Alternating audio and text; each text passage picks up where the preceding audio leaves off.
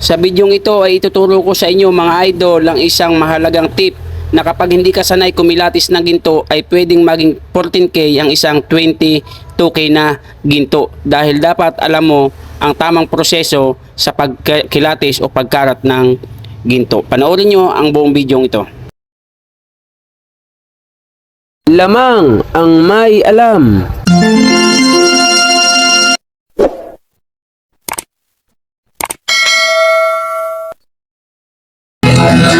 Ginto pilak ang trabaho ko. Pagkilatis ng ginto, eksperto ko. Sa mga Magandang panahon sa inyo mga idol dito po sa ating channel More Than Treasure. So sa video po natin ito ay ituturo ko po sa inyo ang kakaibang kilatis ng ginto na kapag hindi ka po sanay kumilatis o mag-uri, mag-test, ikaw po ay mapepeke o mapagkakamalan mo itong mababang uri lamang. Mapagkakamalan mo po itong 14K. Ngunit hindi po ito 14K, ito po ay 22K na ginto. Kaya po napakahalaga sa pagkilatis ng ginto, alam mo po ang tamang proseso at alam mo po kung ano talaga ang kinikilatis mong ginto. So sa video pong ito, panoorin niyo po ito at pag-aralang mabuti sapagkat kapag baguhan ka pa lamang at na-encounter mo ang ganitong uri ng ginto, pwede mo po itong mapagkamalang mababa at syempre pag binenta mo, sayang po ang presyo dahil malayo ang presyo ng 22K kung mabibili lamang ito ng 14K. Ito po yung 22K na sa unang kuskus mo ay tinatablan ng asido dahil hindi tama ang iyong pagkuskus kaya mapagkakamalan mo itong 14K. So ituturo po sa inyo ang tamang proseso sa pag-uri ng gintong ito. Tingnan nyo mga idol, sa unang uri kapag hindi mo ito kinuskus ng madiin sa bato, halimbawa ay magaan lang at manipis pagkakuskus, ito po ay pag binuhusan mo ng asido, tatablan po ng asido ito. Magmumukha po itong 14K dahil po manipis lamang ang iyong pagkakakuskus at kaya ito ay tinablan ng asido dahil meron pong bahagi na may lahok na mababang uri ng ginto ang alahas na ito.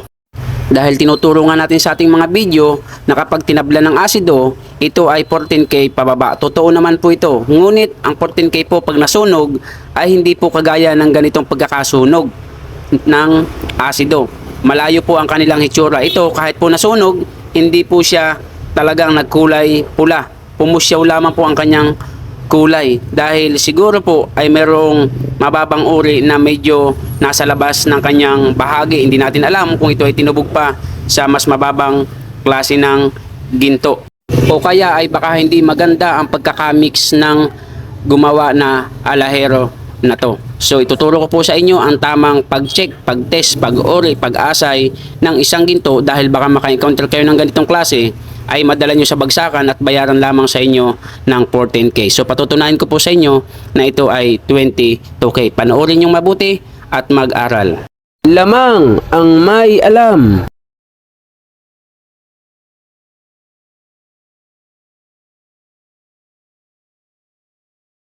Ang tamang proseso po niyan mga idol ay babasain mo ng asido ang bato na yung pagkukuskusan ng ginto. Lalo na po kung alam mo namang mataas talaga ang uri ng iyong alahas.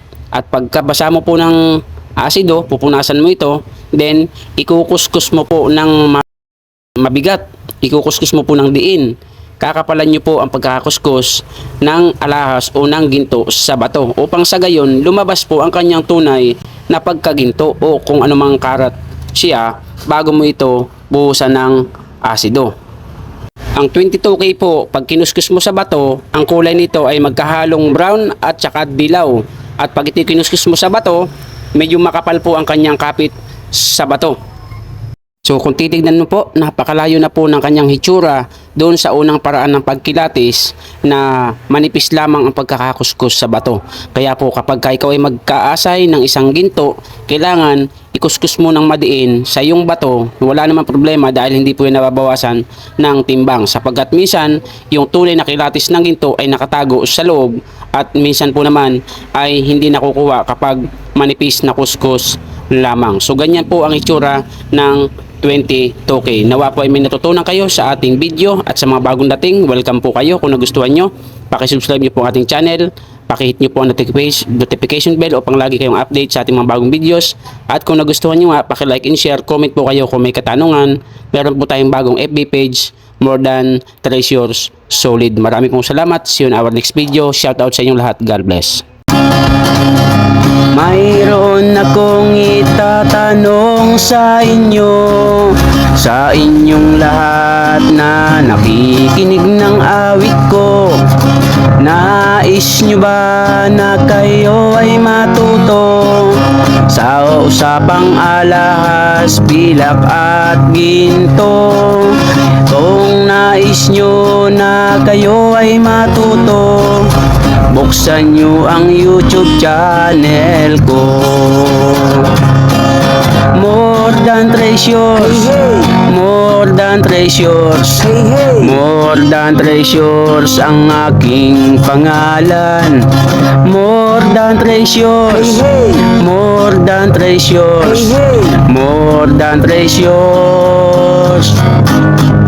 Lamang ang may alam. More Than Treasures, More Than Treasures, More Than Treasures ang aking pangalan.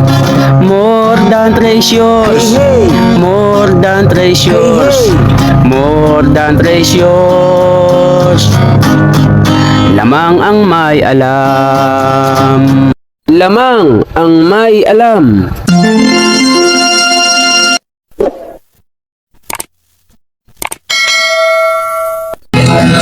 Ginto pilak ang trabaho ko. Pag pilates ng ginto, eksperto ko.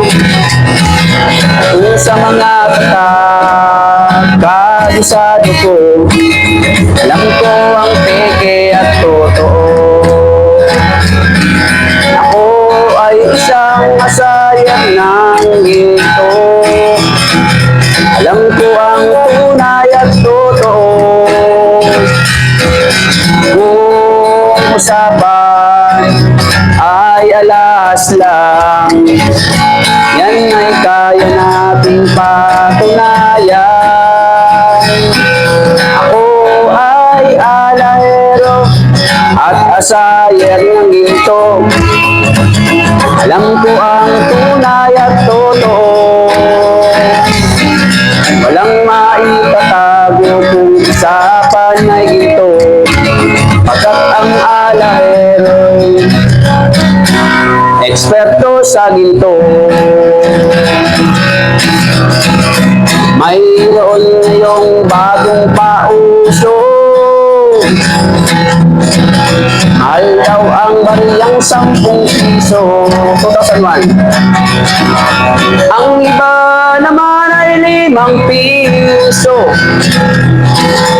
Ang iba ay 20 peso, lagpas kwelyo. Kung sila'y inyong tawagan, chat at kahit reply wala man lang. Pagkat ito ang katotohanan. Sa usapang barya, sila'y walang alam. Ginto pilak ang trabaho ko. Pag pilates ng ginto'y eksperto ko. Kung sa mga ay kabisado ko, alam ko ang peke at totoo. Ako ay isang asayer ng ginto. Alam ko ang tunay at totoo. Walang maitatago kung usapan ay ginto. Pagkat ang alahero'y eksperto sa ginto. May mga taong akala mo ay may alam sa pagkilatis ng ginto ay nakikialam, ngunit ang kanilang ginagawang paraan ay napakalayo na sa katotohanan. Ginto pilak ang trabaho ko. Pag pilates ng ginto, eksperto ko.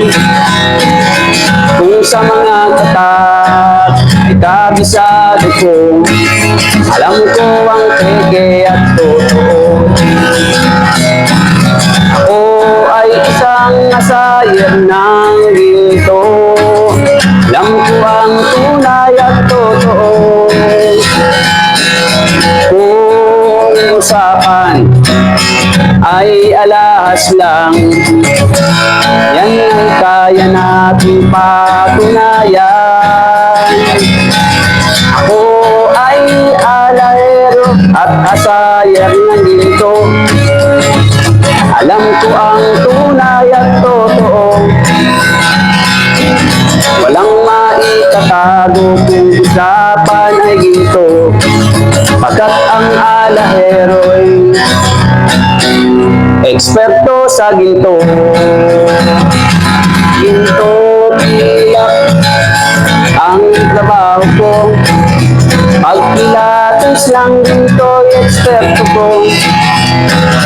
Kung sa mga tatak ay kabisado ko, alam ko ang peke at totoo.